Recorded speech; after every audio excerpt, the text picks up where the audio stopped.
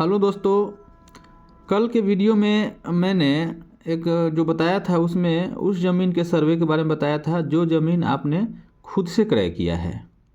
उसके लिए कौन सा फॉर्म फिलअप करना और कैसे करना है वो मैंने कल वाली वीडियो में बता दिया है। आज की वीडियो में ये बताने जा रहा हूँ कि जो ज़मीन आपने खुद से क्रय नहीं किया है, अर्थात वो ज़मीन या तो आपके पूर्वज कोई भी हो, दादा हो, परदादा हो या आपके पिताजी हो, कोई भी क्रय किए हैं और उसका लगान रसीद उन्हीं के नाम पे निर्गत हो रहा है और वर्तमान में वो लोग मृत हो चुके हैं। उस ज़मीन का सर्वे कराने के लिए हम कौन सा फॉर्म फिलअप करेंगे और कैसे करेंगे, इस वीडियो में वही बताने वाला हूँ। आप बने रहे, सारी जानकारी आपको आसान भाषा में मिलने वाली है। तो आइए हम बताते हैं। देखिए, अगर वो ज़मीन मान लीजिए आपके पूर्वज के नाम पे है और वो मृत हो चुके हैं, मैं इसको एक उदाहरण से समझाना चाहता हूँ, एग्जांपल देकर कि जैसे ये मेरे पास ये एक लगान रसीद है। ये देखिए, ये एक ज़मीन है जिसका ये लगान रसीद है और ये देखिए लोकनाथ शाह के नाम पे ये लगान रसीद निर्गत हुआ है। लोकनाथ शाह वर्तमान में मृत हो चुके हैं, तो इनके जो वंशज होंगे वही इस ज़मीन का सर्वे कराएंगे। उसके लिए फॉर्म जो फिलअप करना है उसमें 2 फॉर्म फिलअप करना होगा। फॉर्म 2 यानी प्रपत्र 2 और इसके साथ प्रपत्र 3-1 जिसको वंशावली बोलते हैं, ये दोनों उसको फिलअप करना होगा। तो चलिए सबसे पहले हम प्रपत्र 2 फिलअप करके देखते हैं इसमें कैसे कैसे क्या भरना है।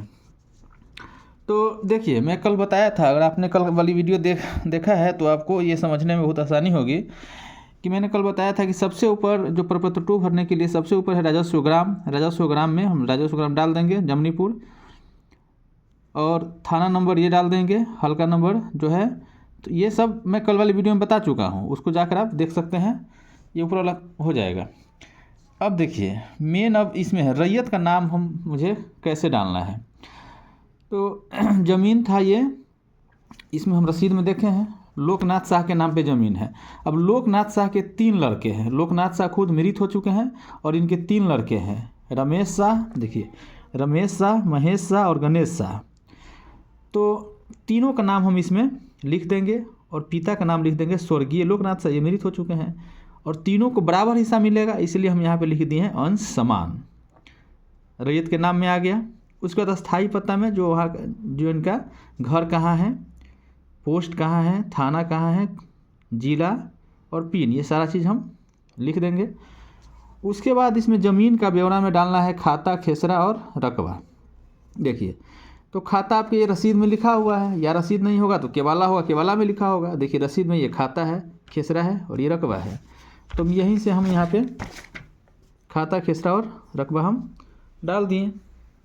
मान के चलिए आपके पास रसीद नहीं है, रसीद खो गया या नहीं मिल रहा है, तो हम केवाला का सहारा लेंगे। केवाला हो सकता है आपके पास, केवाला देखेंगे। देखिए ये केवाला है।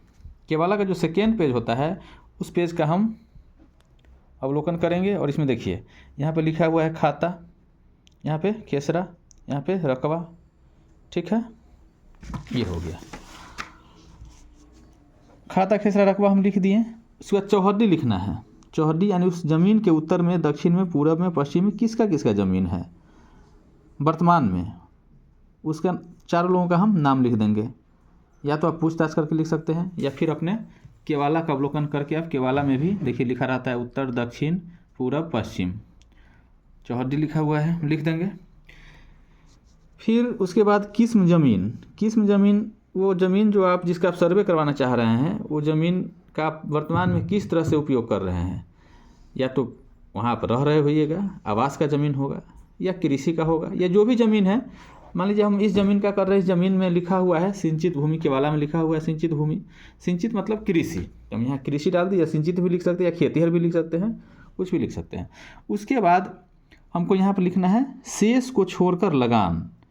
लगान हम यहाँ पे क्योंकि 45 डिसमिल ज़मीन है यानी 1 एकड़ से कम है, 100 डिसमिल तक है। 1 एकड़ का होता है 10 रुपया लगान यहाँ लगता है, 1 एकड़ से अधिक रहेगा तो 20 रुपया, 10 रुपये प्रति एकड़ लगान डालना होता है। 1 एकड़ मतलब 100 डिसमिल। 100 डिसमिल से नीचे का ज़मीन है 45 डिसमिल है, तो हमने यहाँ पे लगान डाल दिया 10 रुपये। उसका जमाबंदी संख्या आपको लगान रसीद में मिल जाएगा। देखिए लगान रसीद यहाँ है, मैं दिखा रहा हूँ आपको लगान रसीद। ये देखिए यहाँ पे देखिए लगान रसीद में सबसे ऊपर जो है यहाँ पे जमाबंदी संख्या लिखा हुआ है 29, ये लिखा हुआ है। किसी किसी लगान रसीद में यहाँ पे ये नहीं लिखा रहता है, खाली रहता है, तो उसके जस्ट नीचे आएंगे, यहाँ पे लिखा हुआ है कंप्यूटरीकृत जमाबंदी संख्या, यही वहाँ पे हम डाल देंगे, जो रहेगा उसमें ये हम जमाबंदी संख्या डाल दिए। अब आपसे पूछता है जिस भूमि का आप सर्वे करवा रहे हैं, भूमि पर जो दावा का आधार क्या है, वो ज़मीन आपको कैसे मिला है, तो आपके पूर्वज के नाम पे है, यानी वो ज़मीन आपको उत्तराधिकार में मिल रहा है, तो हम यहाँ उत्तराधिकार लिख दिए। ठीक है, ये ऊपर वाला सारा फिलअप हो गया हमारा। अब नीचे देखिए स्थान लिख दिए, जिस अंचल में ज़मीन है, जिस ब्लॉक में है वो ब्लॉक का नाम लिख देते हैं, जिस डेट में आप सर्वे करवाने जा रहे हैं वो डेट हम डाल देंगे। और यहाँ पे चूँकि 3 आदमी का नाम है, यानी जो जिसके नाम से ज़मीन है उसका 3 लड़का है, तीनों लड़का का नाम हम लिखे हैं, तो यहाँ पर हम तीनों का साइन कर देंगे, 1 का यहाँ, 2 का यहाँ, 3 का यहाँ। उसके बाद मोबाइल नंबर हम तीनों का डाल देंगे, अगर तीनों के पास अवेलेबल है तो ठीक है, नहीं तो किसी एक के पास है तो उसी का डाल देंगे। फिर आधार नंबर हम तीनों का यहाँ 1 2 3 तीनों का डाल देंगे। इस प्रकार हमारा ये फॉर्म 2 जो है फिलअप हो गया। फॉर्म 2 फिलअप करने के बाद इसमें हमको फॉर्म 3(1) भी फिलअप करना है। ये देखिए ये फॉर्म है फॉर्म 3(1). इसको फिलअप करने के लिए देखिए सबसे पहले ऊपर में आपको भरना है शिविर प्रभारी अंचल जिस ब्लॉक में वो ज़मीन है वहाँ का नाम लिख देंगे, फिर जिस ज़िला में हो जिला का नाम लिख देंगे। यहाँ नीचे आएंगे, यहाँ पे देखिए जिसका नाम से आप प्रपत्र 2 में भरे हैं वही नाम, जैसे रमेश शाह, महेश शाह, गणेश शाह, तीनों का पिता एक ही है, वो लिख देंगे। मान लीजिए यहाँ पर ज़्यादा आदमी रहता है, 6 आदमी 7 आदमी 10 आदमी रहता है, तो इतना लिख के जगह नहीं है तो हम यहाँ इत्यादि लिख के आगे बढ़ जाते हैं। सिर्फ इत्यादि 3-4 आदमी का नाम लिख देते हैं, उसके बाद लिख देते इत्यादि, आगे बढ़ते फिर थाना लिखेंगे, यहाँ पे ग्राम लिख देंगे, अंचल, जिला, जाति जो है अपना जाति यहाँ लिख देंगे। उसके बाद देखिए क्या लिखा हुआ है, भूमि जिसका विवरण आवेदन के साथ संलग्न प्रपत्र 2 में अंकित है। अब यहाँ देखिए यहाँ पर उस व्यक्ति का नाम लिखेंगे जिसके नाम से रसीद कटा हुआ है, यानी ज़मीन वर्तमान में तो इनके तीनों के पिता के नाम से है, लोकनाथ शाह के नाम से, तो यहाँ लिखेंगे स्वर्गीय लोकनाथ शाह और इनका पिता स्वर्गीय रामविलास शाह। ग्राम जो है लिख देंगे, राजस्व ग्राम वही जो रसीद में रहता है, अंचल लिख देंगे और जमाबंदी संख्या यहाँ लिख देंगे रसीद से देकर। उसके बाद खाता है, ये खाता संख्या लिख देंगे, खेसरा संख्या लिख देंगे, रकबा लिख देंगे 45 डिसमिल है। यहाँ पे लगान लिखेंगे 10 रुपये अलावे शेष। ये हो गया। इस प्रकार आपका ये फॉर्म भी फिलअप हो गया। और इसमें जो है ना आपको वंश वृक्ष भी बनाना है, लिखा है ना अनुलग्नक में याचिकाकर्ताओं का वंश वृक्ष। तो देखिए यहाँ पे ये छोटा सा ही वंश वृक्ष है, एक पीढ़ी के बाद ही, जैसे ये लोकनाथ सिंह है, ये मृत हो गया है, इनका तीनों लड़का है, इन्हीं का हमको सर्वे करवाना था इन्हीं के नाम पे, तो हम यहीं पे हम वंश वृक्ष बना लिए हैं। स्वर्गीय लोकनाथ शाह पिता, स्वर्गीय रामविलास शाह, एरो खींचे नीचे, इनका 3 लड़का है, तीनों का नाम हम 1 2 3 तीनों का नाम हम लिख दिए। इस प्रकार इसका वंश वृक्ष भी यहीं बन गया। और यहाँ पर याचिकाकर्ता यानी तीनों का हम साइन यहाँ पे करवा लेंगे। अगर इससे ज़्यादा रहता, मान लीजिए 2 लाइन, फिर इसके नीचे सब मृत रहता और नीचे जाना पड़ता, तो हम यहाँ नहीं बनाते हैं, यहाँ अटता ही नहीं, फिर यहाँ लिख देते PTO लिख देते हैं और इसको उलट के वैसा ही वंश वृक्ष हम यहाँ पूरे में बना लेते हैं। ठीक है, इस प्रकार हमारा फॉर्म 2 और फॉर्म 3 दोनों फिलअप हो गया। अब हम दोनों लेकर और जो लगान रसीद है ये लगान रसीद है ये। अब मान लीजिए लगान रसीद नहीं है तो केबाला या खतियानी ज़मीन है तो खतियान, फॉर्म 2 फॉर्म 3 केबाला या खतियान या लगान रसीद जो भी हो, तीनों को लेकर हम जाएंगे। और ये जो है फॉर्म 2 जो है इसको हम 2 प्रति में तैयार करेंगे, लेकर जाएंगे अपने ब्लॉक में जहाँ पे सर्वे ऑफिस है, जहाँ शिविर बना हुआ है, वहाँ जाकर ये सारा पेपर हम उन्हें देंगे। उनमें से क्या करेंगे, सारे पेपर रख के एक पेपर आपको रिसीविंग के तौर पे दे दिया जाएगा। इस प्रकार आपका ज़मीन का सर्वे के लिए आपने अपना पहला कदम बढ़ा दिया है। अब एक चीज़ मैं और आपको बता देना चाह रहा हूँ कि मान लीजिए एक एग्जांपल फिर मैं दे रहा हूँ, ये देखिए मैं दूसरा, ये देखिए यहाँ पे मान के चलिए जैसे ये लोकनाथ शाह के नाम पे ज़मीन था और इनके 3 लड़के थे, ठीक है। उसमें तो मैं बताया कि तीनों जीवित था। अब मान लीजिए कि ये मृत होता तो हम आगे बढ़ते और इनका जो 2 लड़का है माइकल और महावीर, ये फिर ये दोनों का नाम लिखते। उसमें तीनों जीवित था, इसलिए हम आगे बढ़े ही नहीं। जहाँ मान लीजिए जहाँ और आगे बढ़ते यहाँ आ गए, अगर ये भी मृत होता तो फिर इसका अगला एक देखते। जहाँ पे आदमी जिंदा मिल जाए वहीं पे वंश वृक्ष को रोक देना है। तो वंश वृक्ष कैसे बनाना है ये आप समझ गए। अच्छा, आपके मन में एक और डाउट हो रहा होगा कि